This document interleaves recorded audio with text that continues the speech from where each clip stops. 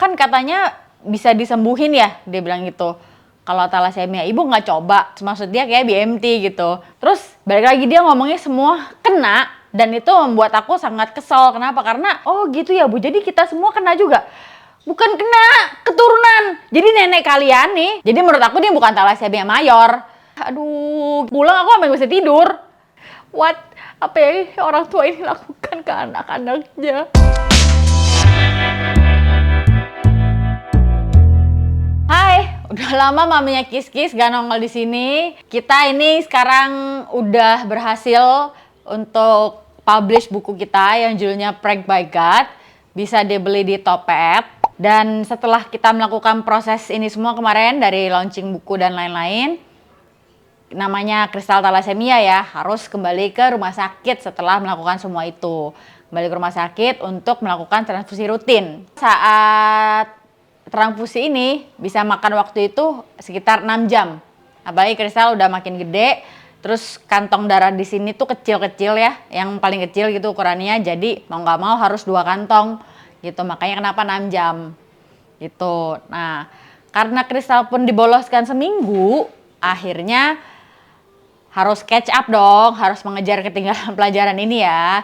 Akhirnya selama transfusi pun Kristal belajar gitu. Nah pada saat Kristal belajar, tiba-tiba ibu pasien, di sebelahku ada pasien sekeluarga, 2 anak, ayah ibu gitu.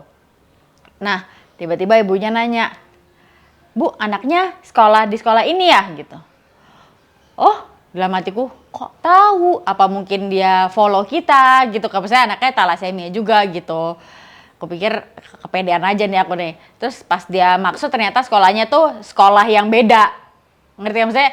Kayak di Jakarta misalnya penabur, ada penabur mana gitu kan. Nah ini juga ada nih. Ini satu di sini, satu di sini. Nah yang dia maksud tuh pokoknya bukan yang sekolahnya Kis-Kis intinya gitu. Terus abis itu aku bilang, oh iya bener. Oh tapi bukan yang di situ. Aku bilang gitu langsung. Oh bukan yang di situ. Iya soalnya aku kalau ke sini, kata si ibu itu, kalau ke rumah sakit suka macetnya di situ, apalagi kalau pulang katanya macetnya tuh parah banget. Aku bilang, dia bilang gitu. Oh iya bener sih Bu, tapi bukan yang di situ. Aku bilang gitu. Oh iya. Terus ngomong-ngomong, nah ini tuh dia nanya pas aku udah ganti kantong darah. Nah ternyata yang dia pengen tahu adalah ibu dapat donor di mana. Ya gitu, tujuan utama dia nanya tuh itu, ibu dapat donor di mana. Terus apa ibu ikut komunitas donor? Terus aku bilang, aku sih nggak pernah ikut komunitas donor ya, karena selama ini dicariin, justru nggak ada yang pernah nanggepin gitu loh. Aku ikut di Jakarta ada satu, di sini ada satu sesuai darahnya Kis-Kis ya A gitu. Dua-duanya waktu giliran aku tanya tuh nggak pernah nanggepin gitu, bener-bener aku butuh darah ini tuh, ininya banyak, cuman nggak ada yang bener-bener nggak ada yang balas satu pun deh gitu. Terus tiba-tiba malah yang di sini kan aku follow-nya baru ya, belum lama ini. Abis aku tanya nggak ada yang balas, terus tiba-tiba ada yang masukin tapi kayak informasi apalah yang nggak ada hubungannya sama donor darah dan kepentingan nyari darah sama sekali gitu juga gitu. Pokoknya kayak bener-bener gak ditanggepin lah. Terus dia bilang, iya Bu saya juga gak ditanggepin gitu. Oh iya, jadi ibu dari mana? Oh saya dapat ada beberapa teman saya yang mau bantuin saya, udah berkomitmen untuk mau bantuin, aku bilang gitu. Oh gitu, enak ya Bu katanya gitu. Terus aku bilang, emang ibu darahnya nggak ready? Jadi selama ini tuh Kis-Kis kalau transfusi kan darahnya yang namanya tuh leukodepleted atau darah putihnya itu dihilangkan. Jadi aku pikir karena aku mintanya spesifik, darah itu doang yang gak ready gitu. Nah ternyata menurut cerita dia darahnya tuh bahkan darah yang biasa dan darah umum gitu. O, salah satu anaknya O1B kalau gak salah. Jadi yang O kalau di Jakarta mah aman-aman aja gitu, kayak selalu ada gitu. Yang A sama B memang mungkin jarang dan AB lebih jarang lagi gitu kan.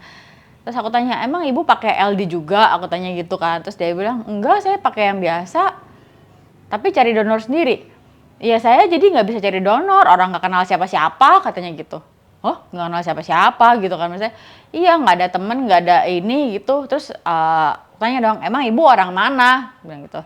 Dia bilang, aku orang negara ya kalau nggak salah pokoknya. Itu Aku tanya, ke sini tuh berapa lama? Aku tanya gitu kan ke Denpasar. Denpasar itu kalau lancar 2,5 jam. Kalau lancar, bayangin. Jadi dia PP aja 5 jam. Aku aja yang sejam setengah aja udah suka kesel gitu. Sama kalau lagi macet, karena emang 1 jam itu benar-benar lancar gitu, 1,5 jam berarti macet gitu. Dia ini 2,5 jam lancar gitu kan, usahanya lebih luar biasa lagi gitu. Terus dia bilang iya, makanya aku tuh sama suami kalau udah waktunya transfusi tuh deg-degan banget gitu, deg-degan takut HB-nya pas-pasan. Maksudnya HB-nya pas-pasan tuh gini, kan kita pakai BPJS ya, jadi ada batas darah yang perlu ditransfusi tuh di angka berapa sih gitu loh. Nah, di angkanya itu di sini 9,5 ya kan? Di sini tuh 9,5. Standarnya BPJS di Bali. Ya. Untuk anak talasemia itu 9,5 gitu. Jadi kalau 9,6 jadinya itu nggak boleh transfusi. Gitu. Ngerti kan? Maksudnya 9,5, jadi 9,5 atau 9,4 dan di bawahnya itu boleh. Jadi 9,6 aja nggak boleh. Padahal kalau 9,6 besoknya aja udah pasti 9,5 gitu kalau anak talasemia ya. Jadi kan gedek gitu. Apalagi kalau kayak dia yang 2 jam PP bisa 5 jam gitu kan.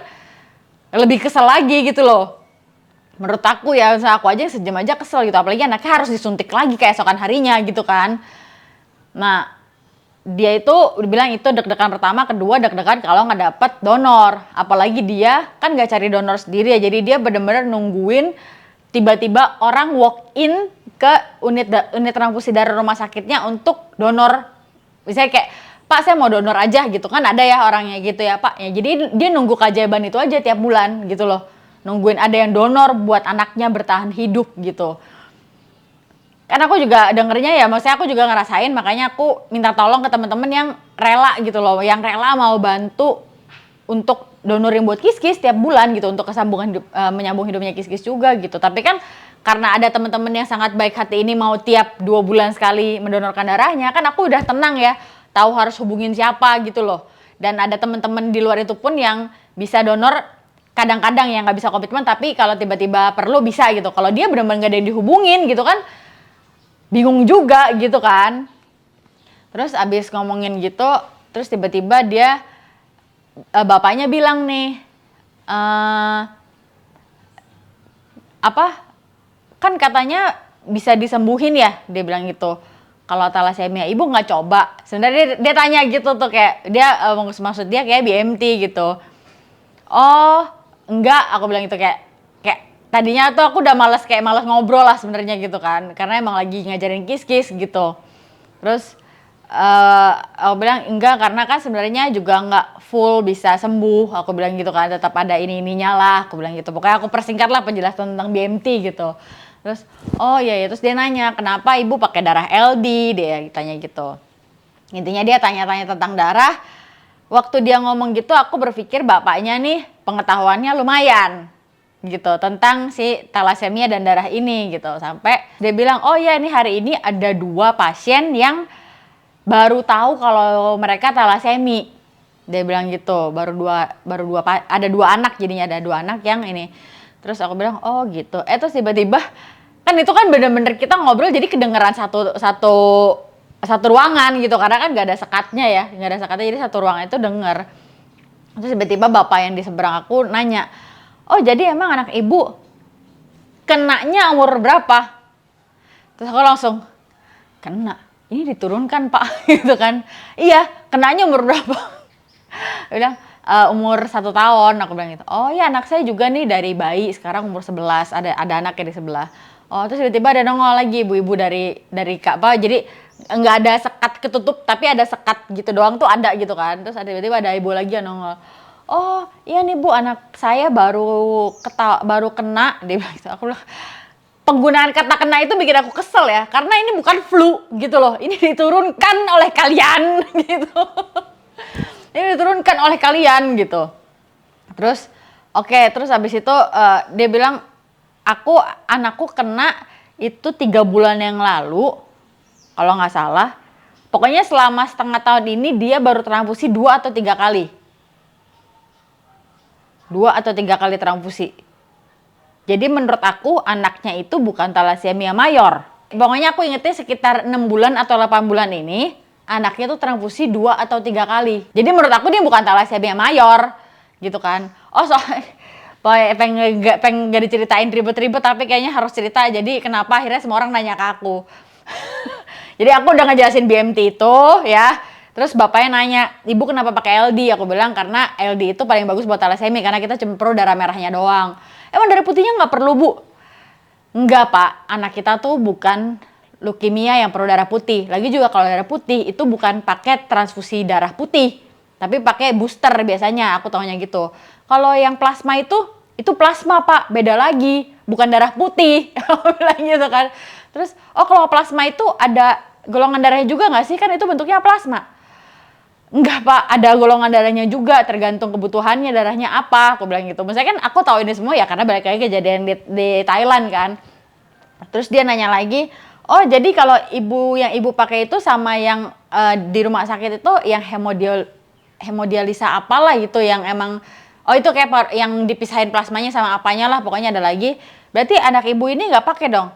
Beda, Pak, yang itu memang plasmanya diambil buat penyakit yang lain. Kalau ini anak saya punya disaring untuk darah putihnya aja dihilangin. Tapi darah merahnya dipakai. Kan soalnya anak kita ini kekurangannya darah merah gitu. Emang nggak bisa ya mereka nyaringnya tuh ferritinnya. Nah itu susahnya, Pak, karena di dalam darah merahnya ini isinya ferritin sama oksigen. Di darah merahnya ini nih. Nah yang kis-kis perlu ini darah merahnya ini oksigennya doang sebenarnya. Gitu kan. Ferritinnya nggak perlu. Gitu, makanya kenapa dikasih obatnya untuk menghilangkan ferritin. Jadi aku kedengeran ini udah bener-bener kayak ahli darah nih, yaitu besinya. Jadi pokoknya yang besinya ini nggak diperlukan. Jadi satu darah komponennya 2, oksigen sama besi. Oksigennya perlu, besinya nggak perlu. Makanya kenapa kis-kis perlu obat penghilang zat besi gitu. Nah dia tanya kenapa zat besi yang nggak dihilangin? Karena dalam komponen satu darah kecil itu isinya dua-duanya. Dan memang ya aku sebagai mama orang tua dari penderita thalassemia ya pengennya zat besinya dari situ udah dihilangin. Jadi dapat oksigennya doang. Tapi kan belum ada ya. Terus tapi aku bilang, tapi sekarang ada yang emang nge-booster zat. Kan kalau di Bangkok kan kemarin kita ada booster darah putihnya doang. Sekarang ada nih booster darah merahnya doang. Tapi memang belum terlalu efek kayaknya. Mungkin masih tahap percobaan atau emang efektivitasnya belum terlalu kelihatan untuk pasien thalassemia tentunya gitu ya. Jadi tapi ada di beberapa rumah sakit di Amerika tuh udah pakai gitu. Nah itu aku kasih tahu juga, terus kata dia, wah kalau itu sih aku nggak kebayang cara kerjanya gimana, badan tuh bisa booster gini. Ya kalau menurut aku sih gampangnya kayak bapak minum vitamin aja, suplemen. Iya dong, kayak kita nih mau nambah otot ya minum protein gitu kan, nambahin suplemen dalam darah gitu. Kalau nggak ya vitamin C atau vitamin E atau yang nunjang ya supaya pembentukan itu tuh di badan jadi makin banyak gitu kan ya, namanya booster gitu kan. Terus gara-gara ngomongin ini semua ya itu yang orang-orang tadi akhirnya nongol dan nanya gitu loh. Terus balik lagi dia ngomongnya semua kena dan itu membuat aku sangat kesel. Kenapa? Karena ini jadi mereka tuh jadi nggak aware kalau ini tuh mereka yang turunkan gitu loh. Kalau kena kan dari luar, sedangkan ngerti gak sih kalau kena itu ya dari luar ada misalnya orang kena pukul gitu kan, itu kena. Ini enggak, ini inside out gitu, dari dalam keluar gitu kan. Itu yang bikin aku agak kesel. Terus akhirnya udah aku jelasin gitu, terus bapak yang bilang ini, bapak yang anaknya umur 11 tahun ini tiba-tiba juga bilang, iya anak saya tuh kena dari kecil, sekarang udah 11 tahun gini. Menurut ibu, dari ibu yang kena, yang punya itu bapak apa ibu ya? Anaknya udah 11 tahun dia masih nyalahin istri atau dia yang punya, dua-duanya bapak. Kalau saya bilang gitu, ini gak bisa salah satu. Mesti bapak sama ibu dua-duanya punya thalassemia baru bisa turunin ke anak. Kalau bapak doang atau ibu doang gak bisa diturunin ke anak. Oh gitu ya, mati gue. Dia udah 10 tahun seenggaknya mungkin ya gitu. Dia masih nggak tahu, dia masih kayak istilahnya kan mungkin dia berarti masih saling menyalahkan dia dan istri, ngerti gak sih? Terus orang ini tuh tiba-tiba gitu, iya yang nongol tiba-tiba gitu, iya anak saya nih berapa bulan lalu baru mulai transfusi Bu, cuman baru 2 apa 3 kali lah gitu, dia bilang gitu. Oh kalau 2 atau 3 kali berarti kemungkinan besar anak ibu intermediate, aku bilang gitu. apalagi itu Bu intermediate. Nah, berhubung dia baru ya, maksudnya baru setengah tahun, jadi aku masih masih ngerti kenapa dia nggak tahu intermediate apa gitu kan. Nah, intinya aku bilang, ya jadi gini, yang minor itu biasanya kita nih orang tuanya ini, aku tunjuk tuh semua orang tua yang di situ. Kebetulan hari itu semuanya orang tua yang bawa anak-anaknya berobat, bukan orang dewasa atau remaja yang berobat gitu ya. Nah, dari situ aku bilang, ini semua kalian semua orang tuanya yang punya thalassemia minor, yang kalian turunkan ke anak kalian. Aku bilang gitu. Oh gitu ya Bu, jadi kita semua kena juga? Bukan kena, keturunan. Jadi nenek kalian nih, neneknya nih, bapaknya ibu, ini semua orang tuanya ibu bapak ini semua juga punya. Gitu sampai pengen marah begitu tuh nggak, tapi aku berusaha pelan-pelan kayak, enggak, bapak ini bukan kena, jadi ini keturunan. Jadi kakek itu juga punya, ibunya ibu, bapaknya bapak, ini juga pasti punya yang namanya thalassemia. Oh kalau gitu kok zaman dulu nggak ada ya? Nggak ada ya kayak gini-gini kata gitu. Ya zaman dulu kan nggak ada karena nggak ketahuan. Balik lagi bisa jadi karena informasi nggak secepat sekarang, ya kan. Terus atau yang zaman dulu mungkin nggak diobatin, ya kan. Jadi kelihatannya tahu-tahu anaknya ya meninggal di usia muda aja misalnya gitu kan, nggak ketahuan sakitnya apa. Iya, jadi bukan nggak kedetek karena nggak ada, tapi karena nggak tahu gitu loh. Oh gitu ya, jadi aku di situ jadi kayak bikin seminar 3 jam menjelaskan ke orang tua ini yang bahkan banyak yang udah lebih lama daripada aku gitu. Terus jadi aku di sini benar-benar ngelihatnya tuh merasa kayak pengetahuan ini tuh benar-benar tidak sama rata di semua tempat gitu loh. Dan kalau misalnya nggak taunya secuman nggak tahu kayak gitu doang, tadinya aku masih oke lah gitu untuk menjelaskan kenapa anaknya thalassemia itu apa sih. Maksudnya biarpun mereka udah kena dan mereka sudah menjalankan 10 tahun transfusi tapi mereka nggak ngerti, ya udah gitu, masih nggak apa-apa. Terus tiba-tiba anak yang baru 6 bulan lalu ini transfusi datang nih bawa hasil apalah aku lupa. Terus bapaknya kayaknya jauh lebih panik dan kayaknya agak lebih berpikir dibanding maknya kayak lebih terima jadi aja gitu. Terus dan ternyata mereka ini dari Flores. Jadi dari Flores, nggak tahu ya, anaknya dia bilang demam apa gimana segala macam. Akhirnya mau nggak mau harus ke Bali gitu ya untuk ngecek ini semua gitu, karena di Flores pun nggak ada. Kayak kemarin aja kan ada temanku yang di Sumba juga nggak ada di sana gitu, jadi harus dirujuknya sampai ke kota besar lah dibilangnya gitu kan. Nah terus pas lagi ngomongin gitu, dia bilang nih, oh ya nih kemarin tes blood smear itu nggak ketahuan anakku tuh thalassemia apa, makanya sampai sekarang masih ditransfusi. Terus aku langsung bilang, apa? Blood smear itu nggak bakal memberi jawaban anak bapak itu thalassemia atau enggak. Aku bilang gitu kan. Mungkin bisa ketahuan ada thalassemia, tapi thalassemia jenis apa itu nggak ketahuan gitu loh. Terus aku bilang, ya udah bapak kalau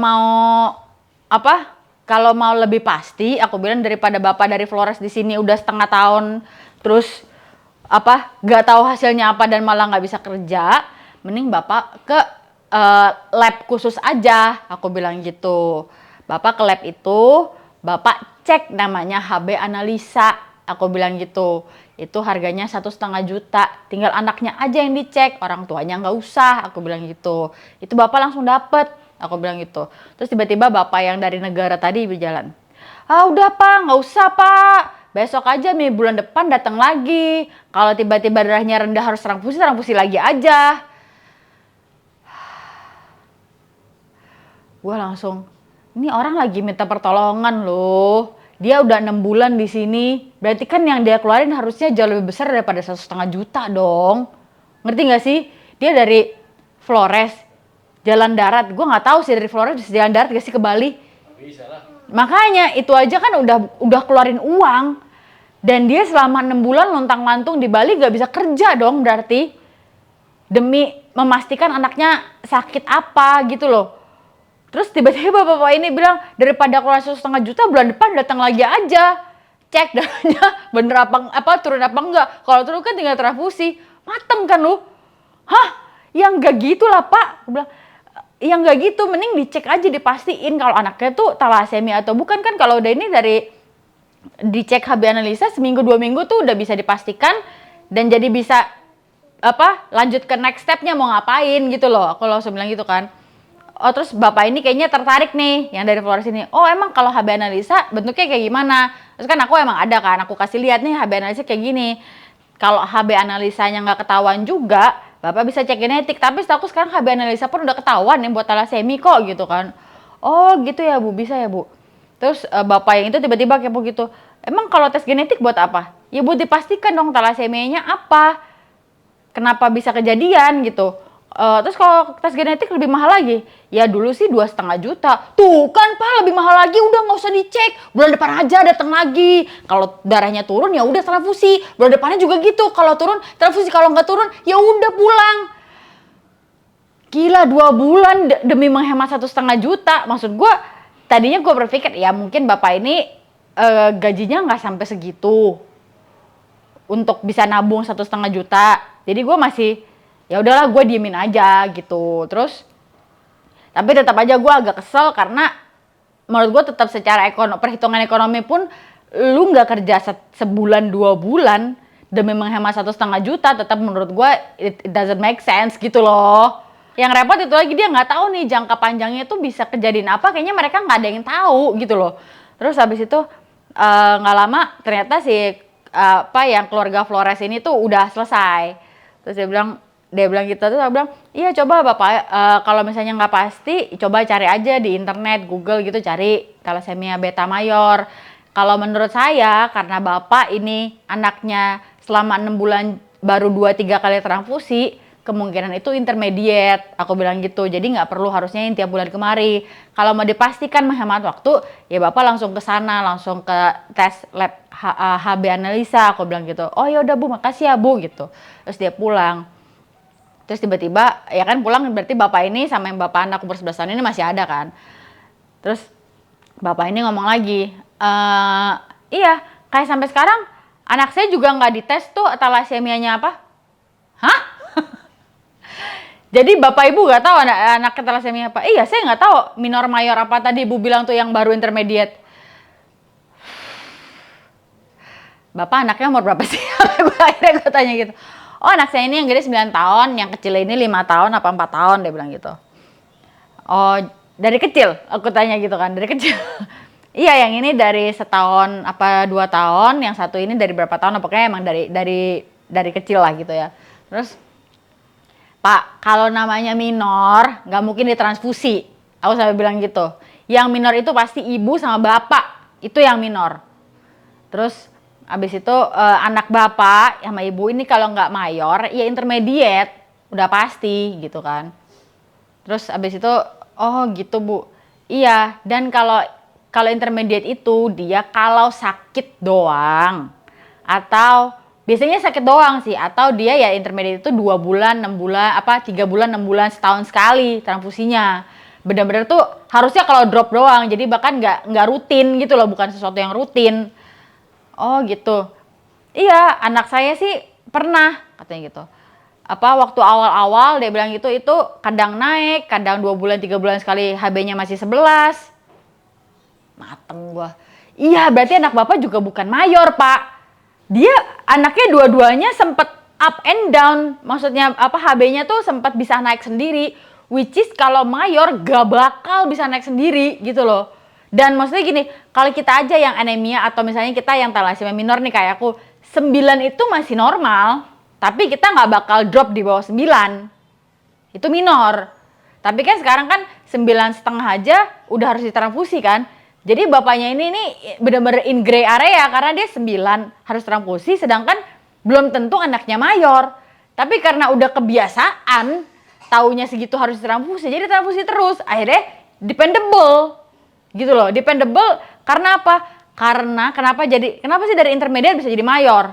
Nah, kan tadi aku bilang ya kalau darah itu ada isinya dua, oksigen sama si besi. Nah, besi ini nih besi ini sifatnya tajam. Jadi kalau di dalam tubuh banyak overload ironnya ini, besi itu juga cepat memecahkan si sel darah merah itu sendiri. Dirinya sendiri tuh bisa dipecahkan dengan cepat. Akhirnya darah yang masuk pecah. Akhirnya ya rusak gitu. Akhirnya ya jadi ketergantungan gitu loh.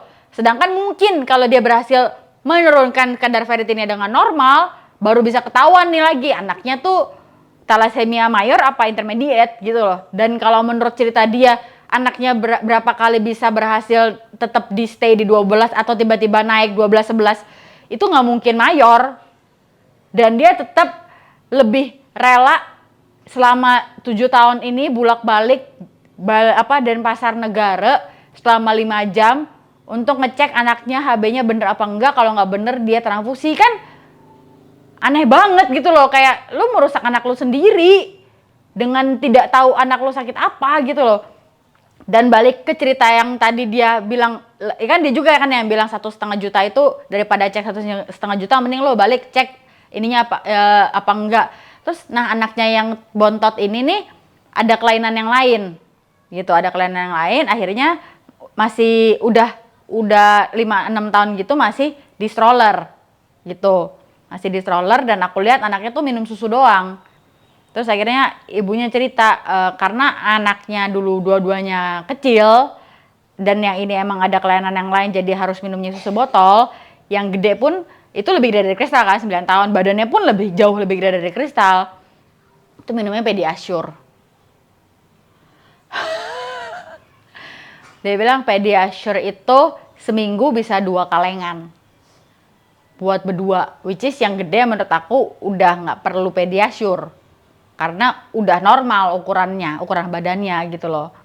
Dan aku tanya lagi dong akhirnya karena aku penasaran sama dia menghemat 1,5 juta dan merusak anaknya selama 7 tahun ini. Menurut aku Pediasure berapa ya Bu? Aku tanya gitu. Iya nih buat anak-anak makan sama ini aja aku sampai nggak bisa ngapa-ngapain, nggak bisa ngurus diri, pulang bener-bener buat masak sama ini anak doang gitu.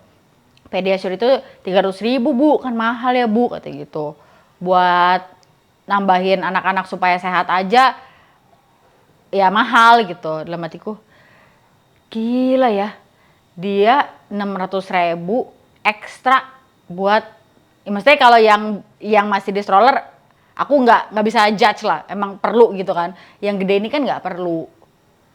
300.000 kali 4 udah 1,2 juta sebulan buat yang harusnya nggak diminum nggak apa-apa. Dibanding ngecek 1,5 juta yang bisa menentukan masa depan anaknya ini beneran sakit apa enggak, dia nggak mau. Kan perhitungannya aneh banget gitu loh. Yang tadinya aku kayak pengen ngejelasin dengan ini supaya makin ini, nggak taunya aduh gitu. Tadinya yang nggak pengen ngomongnya sambil marah-marah jadi kesel gitu. Aku sampai waktu dengar cerita ini tuh ya pulang aku sampai gak bisa tidur. Sampai kayak gila itu anaknya kasihan banget gitu loh. Itu yang aku pikirin terus gitu loh. Mesti kalau kayak Kristal, Conan dulu intermediate, kan mereka nggak perlu ngalamin ini semua gitu loh. Kalau kita nutrisinya baik gitu, dijaga kesehatannya, transfusi tuh jadi nggak perlu minum obat kelas. Jadi badannya juga nggak rusak gitu loh. Sedangkan kan kalau lo transfusi tiap bulan ini badan dia rusak nih gitu karena ngumpulin si zat besi ini. Nah bapak ini tuh nggak tahu bahaya apa yang dia tumpuk ke dalam anaknya gitu loh. Itu yang aku dan bahkan waktu dia kan berarti sebulan sekali atau bahkan kadang-kadang dia bilang 3 minggu sekali datang dari negara ke Denpasar 5-6 jam buat berobat doang. 2 hari, dia kemarin 3 hari malah. Kan soalnya anaknya udah gede-gede ya. Terus darah belum tentu dapet kan. Jadi dia nunggu next day-nya lagi untuk nunggu darah yang berikutnya gitu. 3 hari sebulan atau 3 minggu sekali kan waktunya itu udah secara ekonomi aja udah nggak make sense gitu loh. Dan ya itu dia put anaknya in danger tanpa dia tahu gitu loh. Dia nambahin sesuatu yang bikin anaknya makin rusak gitu. Sedangkan lu tes kelar ini intermediate apa mayor, anak lu bisa hidup dengan lebih normal. Dan dia malah bilang gini kalau sama ibunya, Iya, saya sih masih berharap anak saya sembuh, katanya gitu. Soalnya tiba-tiba ada kayak di sini tuh ada 2 orang ya, yang dulu kita transfusi bareng, ini udah 7 tahun nih nggak ada kabarnya. Kayaknya sih sehat. Dalam hati gue, kalau kayaknya mati, bukan gue ini ya, maksudnya kemungkinan itu ada gitu loh, apalagi kalau udah gede gitu loh. Ya sehat mungkin bisa sehat, tapi kalau dia out pun juga bisa gitu. Jadi jangan lu udah kayak dikit-dikit, ngerti gak sih, kayak lu racunin anak lu dikit-dikit terus berharap anak lu sembuh gitu. Kecuali ya bener-bener dia salah ini, salah diagnosa, terus dia memutuskan untuk tidak, kayak aku bilang, tidak transfusi. Ternyata survive, tapi ternyata karena dia bukan mayor, ngerti gak sih? Karena dia intermediate, jadi dia survive gitu. Pilihannya begitu tuh, ceritanya tuh mesti begitu baru dia bisa survive gitu. Kalau dia mayor, dia nggak transfusi ya dia out pilihannya, nggak mungkin bertahan di hidup gitu kan. Terus habis itu udah selesai gitu, terus gak lama dia tiba-tiba yang dia inget malah ini, iya waktu itu dokternya tuh sempat tanya ke kita juga, kemungkinan besar yang punya thalassemia itu sebenarnya kalau kawinnya tuh masih dalam runut keluarga gitu kan, masih ada hubungan saudara gitu. Terus saya nih ya di keluarga saya doang yang kawin sama orang luar katanya gitu, yang lain kawin sama saudara semua, atau gitu saya kawin sama saudara aja. Bukan itu juga jawabannya ibu. Gua langsung pusing banget ditanya, dikira diajak ngobrol, guanya yang pening.